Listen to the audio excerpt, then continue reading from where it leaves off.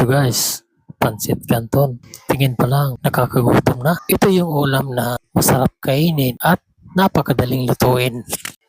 Gusto ko lang kumain ng pansit pero nung natikman ko, napapakanin na rin ako sa sarap. Una, lutuin lang yung hiniwang pork belly sa kawali at sa katamtamang apoy. Takpan nyo lang kung tumatalsik na yung mantika. Madali lang naman siyang maluto. Tsaga-tsaga lang ng konti. Tapos pagluto na, kinuha ko lang muna yung karne sa kawali. Ginamit ko naman yung naiwang mantika para igasan ng onion, garlic, at saka yung mga gulay na kailangan. Sinunod ko yung carrots, bagyo beans, at saka repolyo.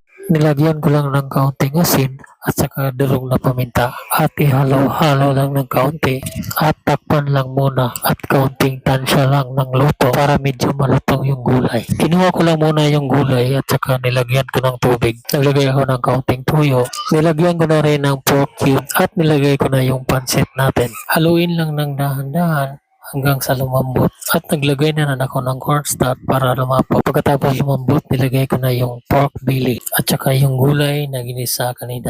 Hinalo ko lang ng hinay-hinay kasi umaapaw sa kawali. Napadami kasi yung luto ko.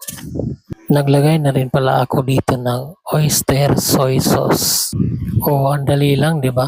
O ikaw, luto ka na rin.